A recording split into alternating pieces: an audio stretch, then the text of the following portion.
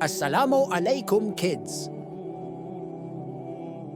Welcome back to your channel, Quran for Kids.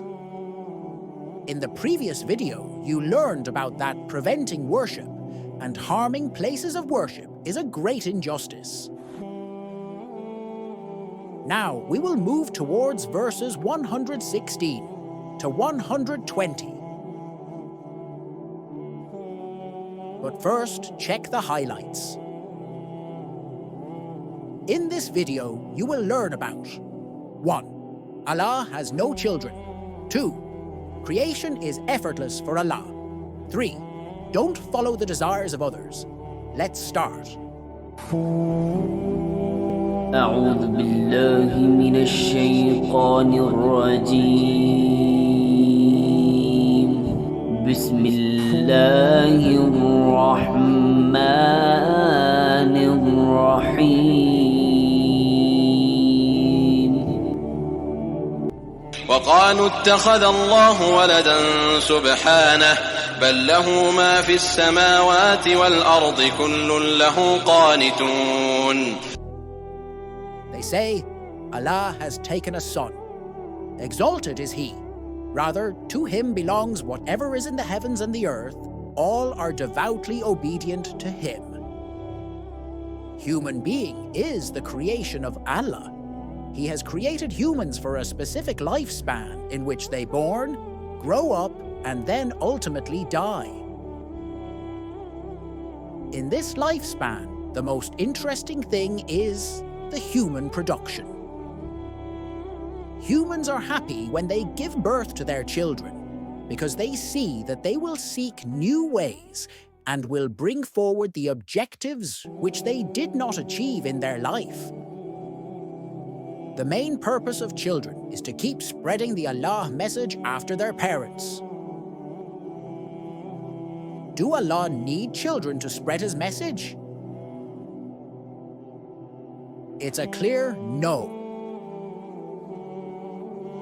Allah is far beyond these limits. Allah is superpower, the creator of this universe and everything that is in existence. Some groups wrongly claimed that Allah has a son, but Allah is immune of all these limits. بديع السماوات والأرض وإذا قضى أمرا فإنما يقول له كن فيكون. He is the originator of the heavens and the earth. When He decrees a matter, He only says to it, be, and it is. No one in this world can create the thing without any sample or already created thing, except Allah. For example, if a man is making a wooden chair, then the raw material he needs is the wood. The wood is created by only Allah. So Allah is saying in this verse that He is the one who can create anything without any sample. He simply says, be, and it is. His power is unmatched. وقال الذين لا يعلمون لولا يكلمنا الله أو تأتينا آية كذلك قال الذين من قبلهم مثل قولهم تشابهت قلوبهم قد بينا الآيات لقوم يوقنون. Those who do not know say, why does Allah not speak to us, or a sign come to us?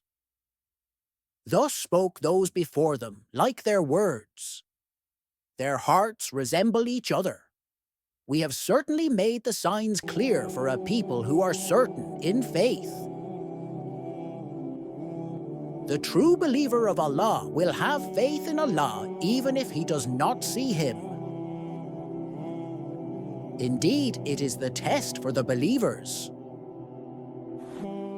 But disbelievers have always criticized and demanded to see Allah.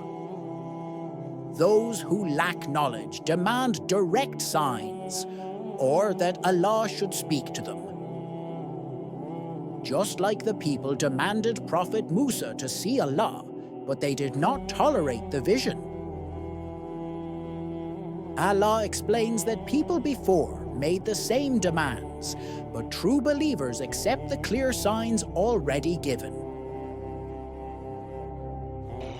إنا أرسلناك بالحق بشيرا ونذيرا ولا تسأل عن أصحاب الجحيم. Indeed, we have sent you, O Muhammad, with the truth as a bringer of good tidings and a warner. And you will not be asked about the companions of hellfire. When Prophet Muhammad started preaching, people became very hostile and were not ready to accept the message of Allah. This negation from people has affected Prophet so much. He used to get stressed about the behavior and ignorance of the people. Then Allah encouraged and calmed beloved Prophet with these words. Allah said, that I have sent you as a bearer of good news and a warner.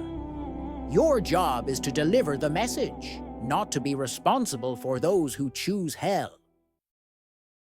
ولن ترضى عنك اليهود ولا النصارى حتى تتبع ملتهم قل إن هدى الله هو الهدى ولئن اتبعت أهواءهم بعد الذي جاءك من العلم ما لك من الله من ولي ولا نصير. And never will the Jews or the Christians be satisfied with you until you follow their religion. Say, indeed, the guidance of Allah is the only true guidance. And if you were to follow their desires after what has come to you of knowledge, you would have against Allah no protector or helper. This verse came in Medina when Jewish tribes and then various delegations of Christians used to meet Prophet Muhammad regularly. These people did not reject the message of Prophet Muhammad because it did not contain truth, but because they wanted him to obey their customs, their scriptures, and even their mistakes. They pressured the Prophet into compromising or altering the message of Islam to fit more into their beliefs. But Allah used hard words and warning on this situation. He said, even if the Prophet who is dearest to Allah were to do so after being blessed with divine wisdom, even he would be deprived of Allah's favor. That is a caution to all believers, never to sacrifice truth for fame. Lesson: don't change your beliefs to make others happy. Stay strong on Allah's guidance, because true success is in pleasing Him, not people. That's all for today, my dear friends. Don't forget to recite Surah al Baqarah every day and share what you learned with your family. See you in the next video, inshallah. Assalamu alaikum.